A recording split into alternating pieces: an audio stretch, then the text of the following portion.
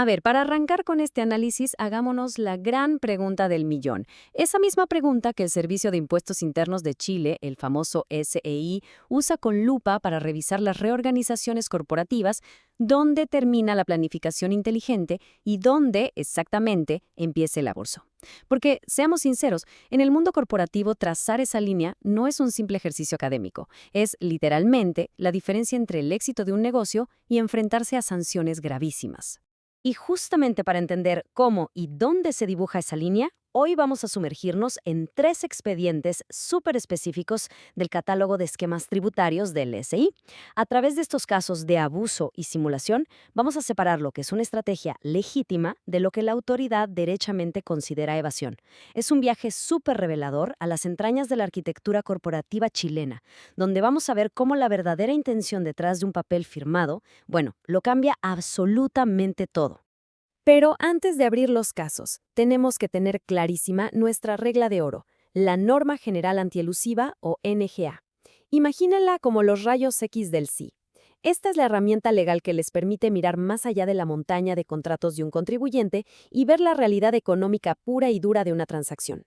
Básicamente, si una estructura se ve impecable en lo legal, pero en la práctica es solo un cascarón vacío armado para saltarse impuestos, la NGA entra en acción, desestima la forma y graba la sustancia real. Bien, abramos entonces nuestro primer expediente, el conocido Caso 29, o la reorganización familiar. Lo que intentaron hacer aquí es fascinante, y la verdad bastante audaz. Fíjense en la maniobra. Un contribuyente transfiere sus acciones y activos directamente a un holding familiar, todo disfrazado de una gran reestructuración corporativa. ¿El truco? Hacen el traspaso usando el valor tributario de los activos, que, como sabemos, suele ser muchísimo más bajo que el valor comercial real.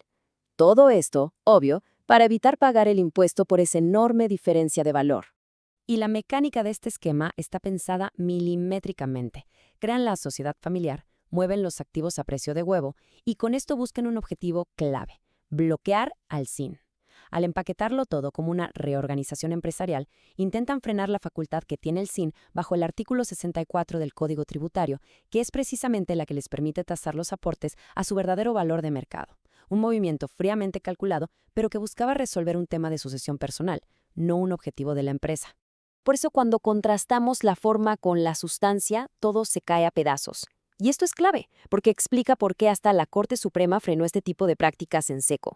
En el papel, la forma era una reorganización impecable, pero la sustancia era la nada misma. No había intención de mejorar la empresa, ni de optimizar costos, cero lógica comercial. Era simplemente una maniobra para heredar riqueza familiar saltándose la caja del fisco. Pasemos al segundo expediente, que es un poco más complejo: la simulación del valor de pasivos, o lo que llamaremos pasivos fantasma para retiros libres de impuestos. Aquí estamos hablando de una táctica de un nivel de sofisticación tremendo. Imagínense empresas del mismo grupo prestándose dinero entre ellas. Hasta ahí todo normal. Pero luego orquestan una serie de divisiones y fusiones tan precisas que, por arte de magia legal, esas deudas se extinguen. Usan figuras jurídicas como la confusión o la compensación para que las obligaciones simplemente desaparezcan del mapa. Cuando analizamos la velocidad de estos pasos, queda clarísimo el objetivo. Toman una empresa, la dividen, mueven los activos duros, pero dejan las cuentas por cobrar en la entidad original.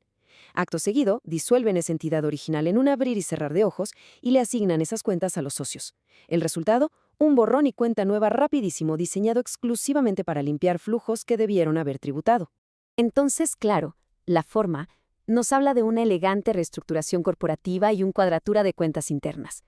Pero cuando las autoridades aplican la NGA y miran la sustancia, ¿qué es lo que ven realmente? Ven utilidades gravables, dividendos reales, llegando silenciosamente a los bolsillos de los accionistas sin pagar un solo peso de impuestos finales. Un retiro de plata en toda regla, pero con un traje a la medida de reestructuración financiera. Y así llegamos a nuestro tercer expediente, uno súper contingente, la famosa vía de escape del IVA. Bueno, todos recordamos el terremoto que causó la Ley 21.420 cuando aplicó el IVA a los servicios, ¿cierto? De repente, muchísimas empresas tenían que cobrar un 19% más caro. ¿Qué vimos como respuesta casi inmediata? Un aluvión de sociedades por acciones, las SPA, transformándose aceleradamente en sociedades de responsabilidad limitada. Todo esto con un único fin: tratar de encajar en los requisitos para ser consideradas sociedades de profesionales y así quedar mágicamente exentas del IVA. Y es que, si lo pensamos, los incentivos financieros para hacer este cambio son gigantescos. Por un lado, tienes la tremenda carga de sumarle un 19% a tus contratos de un día para otro, arriesgando perder clientes o comerte tus propios márgenes. Y por el otro, tienes la exención total si logras el estatus de sociedad de profesionales. Con esa presión, obvio que hubo un éxodo masivo hacia este nuevo modelo jurídico. Pero ojo aquí, porque este caso tiene un giro fundamental respecto a los anteriores. El sí ha sido claro en que transformarse para no pagar este IVA específico no es necesariamente elusión. De hecho, lo consideran una razonable opción de conducta. Es decir, es totalmente legítimo, pero, y este es un gran pero, solo si la sustancia es auténtica. Si los que prestan el servicio son verdaderamente profesionales trabajando con su intelecto, perfecto. Si es una empresa comercializadora que solo se cambió el nombre, ahí sí hay problemas. Lo que nos lleva directamente a nuestra cuarta y última sección. Vamos a hablar del escudo definitivo, la legítima razón de negocios. Fíjense en este mensaje de la Corte Suprema porque no deja espacio a dudas. Toda esta gimnasia corporativa de la que hemos hablado, por muy creativa y legal que parezca, tiene que tener una causa válida. Tiene que haber un propósito empresarial de fondo. En palabras simples, ya no sirve que los papeles estén firmados y timbrados ante notario. La tinta tiene que estar respaldada por una lógica comercial real. Y para ponerle un candado a este tema, en octubre de 2024, la Ley 21713 dejó esta regla clarísima por escrito. Codificó lo que llamamos la legítima razón de negocios. Este es nuestro verdadero campo de fuerza.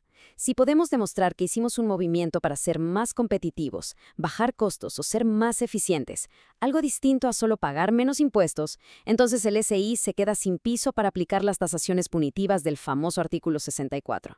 Llevado al día a día, esto nos obliga a manejar un checklist súper riguroso. Si queremos que una reorganización sea blindada, tenemos que documentar la razón no tributaria con peras y manzanas.